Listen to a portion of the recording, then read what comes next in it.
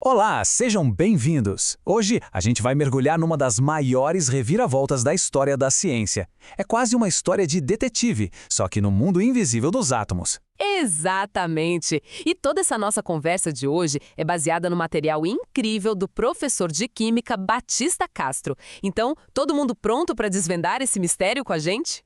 Imagina só, lá no finalzinho do século XIX, a ciência parecia ter chegado numa resposta definitiva. Tudo, de uma simples cadeira a uma estrela gigante, é feito de átomos. Eles eram os blocos de construção de tudo. Pois é, parecia que era isso, fim de papo. Mas sempre tem aquela perguntinha que fica no ar, né? Ok, se tudo é feito de átomos, do que eles, os próprios átomos, são feitos? Era o fim da linha ou será que era só o começo de uma história muito mais intrigante?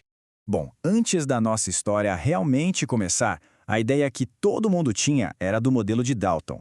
O átomo, ele era visto como uma bolinha de bilhar, sabe? Perfeitamente redondinha, sólida, maciça e o mais importante de tudo, indivisível. Era a menor pecinha possível do quebra-cabeça do universo. Uma ideia simples, super elegante, mas que a gente ia descobrir que estava incompleta. E agora que a coisa começa a ficar boa de verdade. Entra em cena o físico J.J. Thomson com um experimento que envolvia raios catódicos. Olha, a intenção dele nem era dividir o átomo, mas o que ele acabou descobrindo fez exatamente isso. Foi a primeira grande pista de que tinha algo mais, alguma coisa escondida dentro daquela bola de bilhar. Tá, mas como é que funcionava esse experimento? Pensa assim.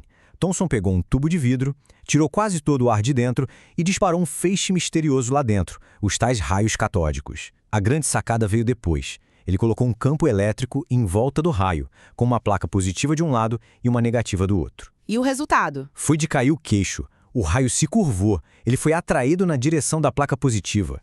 E aqui que está o pulo do gato.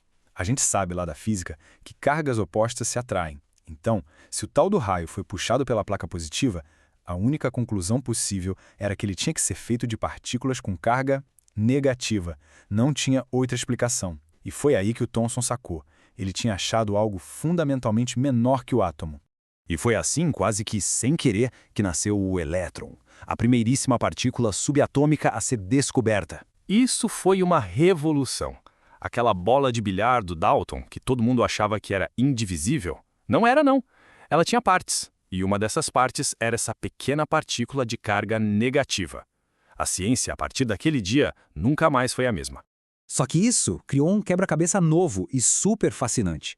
Se os átomos têm essas partículas negativas, os elétrons, por que a matéria que a gente vê por aí é eletricamente neutra? Exato. Era uma ótima pergunta. Tinha que existir alguma carga positiva em algum lugar para equilibrar essa conta. O Thomson precisava criar um novo modelo, um novo mapa para o interior do átomo. E a analogia que ele criou para explicar isso é sinceramente deliciosa. E como o professor Batista Castro bem destaca, é perfeita para a gente entender a ideia.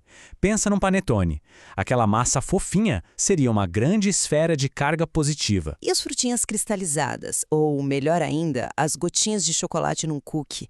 Elas seriam os elétrons negativos, todos espalhados ali no meio. Adorei a ideia.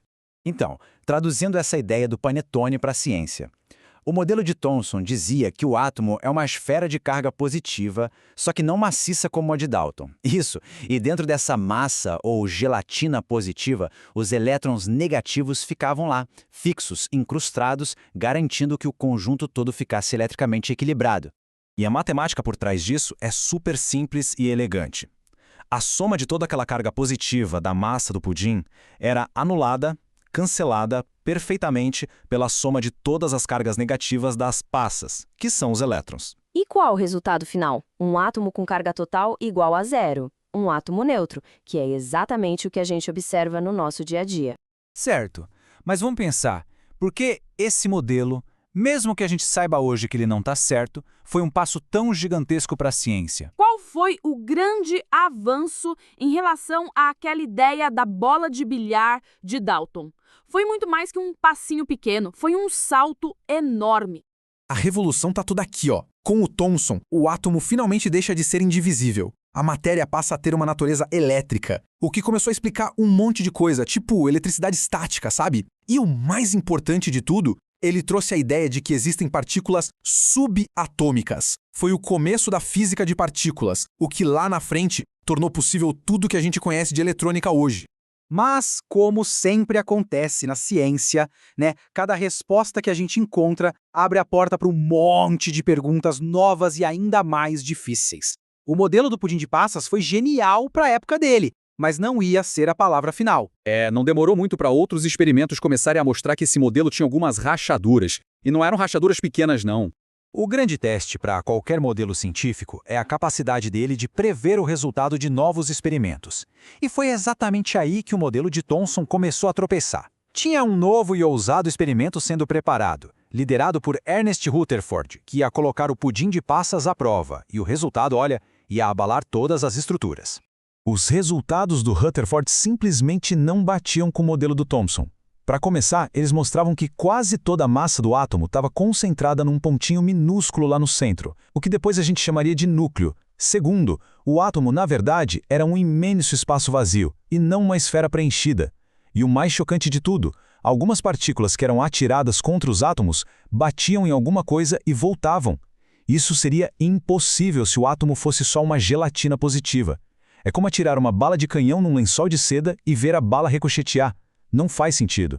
E essa descoberta incrível do Rutherford, que usou uma finíssima folha de ouro como alvo, daria origem ao próximo modelo atômico, que ficou conhecido como modelo planetário. Mas essa já é uma outra história, e igualmente fascinante. No fim das contas, essa jornada toda do Thomson nos ensina uma coisa muito importante sobre como a ciência funciona. O objetivo não é achar respostas finais, mas sim continuar num processo de questionamento sem fim. Exato.